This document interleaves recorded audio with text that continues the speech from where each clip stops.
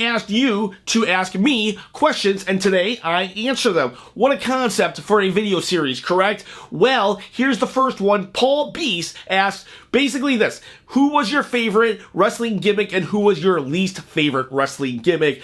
I have been a wrestling fan for over 35 years. When I was a kid and I first started watching wrestling, it was the Ultimate Warrior, but I would say that he is no longer my all-time favorite. I would have to go with, I've narrowed it down to 3, okay? I would go with, first, I'm going to say WCW's Chris Jericho when he was in the Cruiserweight division and he had turned heel. That was such a hilarious gimmick. This was a time when basically the NWO was running roughshod. Everybody was tuning in for the NWO, and so was I. I'm not gonna lie, I really did enjoy what the NWO was doing, but I actually really enjoyed the Cruiserweights, Disco Inferno, and Chris Jericho. Chris Jericho, he was like this band that nobody had discovered yet, and he was so funny. He wrestled Dean Malenko, who had 1,000 holds, while Chris Jericho had 1,004 holds. He fought Juventud Guerrero, and you think for sure he's gonna win because they put the mask on the line. Nope.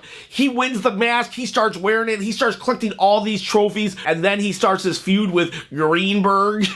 He starts calling out Goldberg left and right. You could tell that he was trying so hard to bump up the card. It was crazy and amazing what Chris Jericho was able to do in a time of all these huge egos in WCW. It was like shark-infested water at the top of WCW, and here Chris Jericho is bopping and weaving up the card to the point where he gets to jump ship to WWF at the time, and eventually, I mean, heck, the guy is still wrestling in the main event scene at AEW. He's lasted this long, and it all started with his Chris Jericho WCW career. Oh, so great.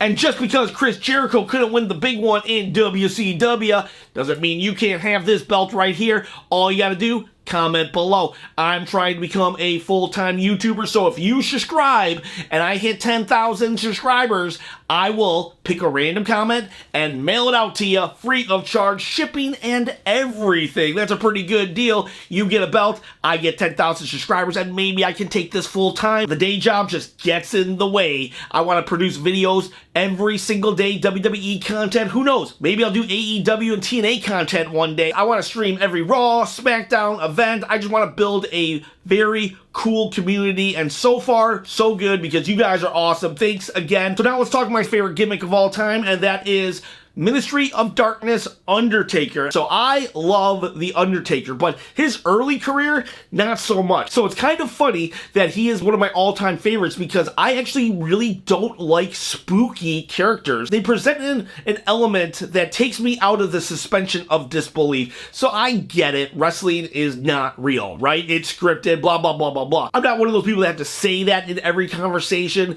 because I am very secure with my love of wrestling. However, I want to be able to pretend it's real. That's the key. You need to be able to pretend wrestling's real while you're in the moment. And when someone starts shooting lightning bolts out of their fingers, I have to stop pretending and be like, this isn't good. But during the Ministry of Darkness, we had this moment when Vince McMahon says Mark has started to believe his character. And that was the first time they ever referenced Undertaker's real name, Mark. That's his first name, Mark Calloway. And then he says he's believing his character. So now we have a real thing that could happen. You can literally be so crazy that you believe you're someone else, you know, like disassociation, mental health issue, whatever it may be. They did that with The Undertaker, and now The Undertaker is actually real to Mark, the person. And if he thinks The Undertaker is real, then everything The Undertaker stood for is now actually in the real world. Before, when he was trying to embalm you, that was part of the character, and the character would never really do that because it's all fake. But because, in this sense, The Undertaker, Mark, believes he's actually The Undertaker, he would really embalm you and kill you. So it was like this really, I just loved it. Plus, he was just so evil. He didn't care about nothing. With the way he looked with his robe, burning his symbol on Vince McMahon's, he was just all over the place. The dude was savage, and he built himself an army. He didn't care about nothing. He was just so, like, like, ugh. And then my third favorite is Sami Uso. Not Sami Zayn, Sami Uso. I like Sami Zayn a lot as a good guy, but his heel persona is even better. And when he was the conspiracy theory guy, I thought that was awesome, but when he kind of transitioned into Sami Uso, the guy that was part of the bloodline, well, that was kind of a cross between his heel persona and his babyface persona, but aligned with heels, and it was funny stuff. I still go back to that Usi promo and laugh my butt off every single time he says he's just not feeling very Usi, and Roman Reigns breaks, and then Jey Uso breaks. They all just look at him. Believe it or not, I actually believe Sami Uso saved the bloodline. And after Roman Reigns beat Edge and Daniel Bryan, it was just like, what do we do now? It was just kind of like, all right, Roman's on top. We forget that Sami Zayn is the guy who was put in the bloodline by accident, just kind of, they saw the chemistry, and he just kept showing up, and that allowed for so many characters to really shine in a different light, or just kind of shine in general. Sami Zayn is the unsung hero of the bloodline, and I'm taking nothing away from Roman Reigns or Jey Uso, but Sami Uso, I believe, was just so critical to the success of everything, and I just loved it. He was funny, he was a great heel. Just go back and watch his stuff. I can't even, my words could not even do it justice. So those are my three favorite gimmicks of all time, and my least favorite is the Boogeyman. I hated the Boogeyman. Back to the spookiness of things, I just couldn't buy it that everybody was afraid of the Boogeyman. You want to be grossed out by the Boogeyman? That's one thing. The worm thing, yeah, that was gross. The mole, Jillian, that I still don't even, whatever. I don't even want to talk about that stupid mole. But they were literally afraid of the Boogeyman, as if he was the Boogeyman. King Booker gonna be afraid of the Boogeyman? Took me out of the suspension of disbelief. Get what I'm saying? ZCW Zane asked, what is your favorite WrestleMania?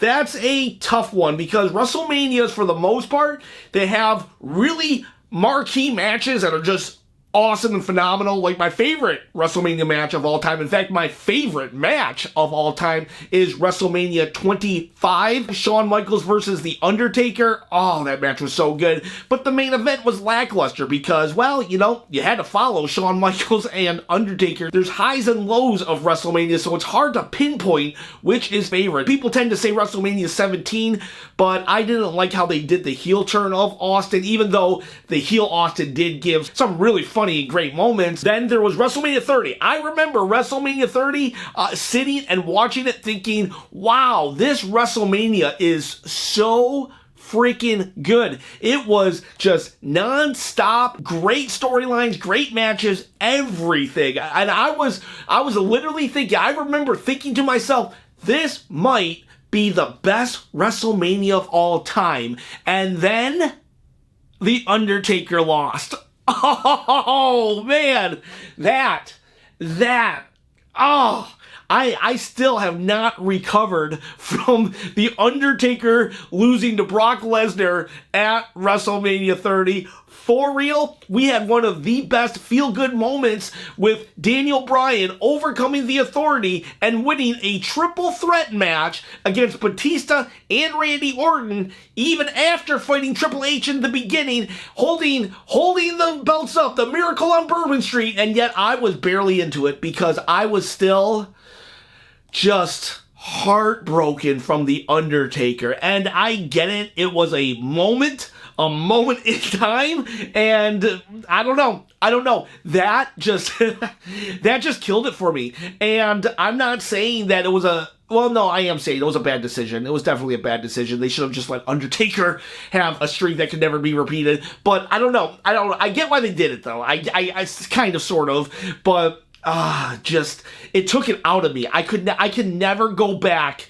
and watch WrestleMania 30. I don't want to watch it. I don't care about WrestleMania 30 anymore. I'm not saying it's a bad WrestleMania, but I'm just saying it can never be my favorite because Undertaker lost. So, So that's not the question, though. That's not the question. The question is, what's your favorite? I'm gonna be lame. I'm gonna be that guy and say WrestleMania 40. I know it was just the last WrestleMania, and I like to take a little bit of time away from something before I say, yeah, that's my favorite of all time. Because if you don't, then when someone asks you who your favorite wrestler is, you're going to be like The Ultimate Warrior. No, The Ultimate Warrior was my favorite wrestler when I was in 4th grade, but he's not now. And WrestleMania 40 might not be my favorite WrestleMania in 10 years. I might like have some perspective and say, you know what? WrestleMania 18, The Rock and Hogan, I just have to put that above everything else. But as of right now, I'm calling it. WrestleMania 40, I feel, was just the culmination of everything that we've been working towards since, I don't know, like 2019 when wrestling sucked. All right, wrestling sucked in 2019. There was some good moments, but for the most part, it sucked. And then the pandemic hit. That definitely didn't help. But we just had this slow grind of making things good again. It was kind of like coming out of New Generation. The New Generation kind of sucked in the 90s, right? And it was a slow build to get back to the point where we had The Rock, Steve Austin, all these huge, larger-than-life characters of the Attitude Era, and I feel that's what WrestleMania 40 was. It was that slow rebuild from 2019 all the way to 2024, and boom,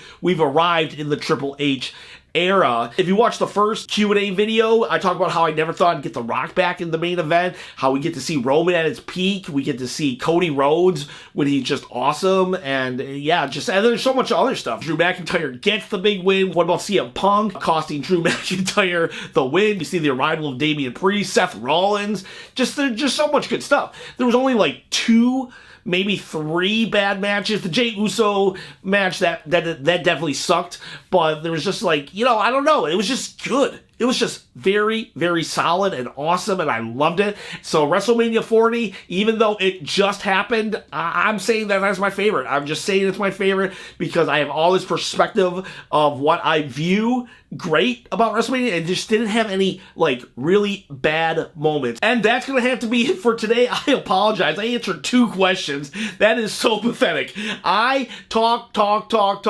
You get me started on wrestling, and I'm going to talk until, well, pretty much you stop listening because I can go all day long, and I apologize. I promise you, if you've asked a question, I've got it saved. I will get to it eventually. Like I said earlier, I have a day job, I have kids, I have all these things that kind of prevent me from doing videos all the time. But hopefully we change that. But I promise you, I will get to your question. And if you have any new ones, put it in the comment below, and I'll get to them. I'll put those in the queue. We'll answer them eventually.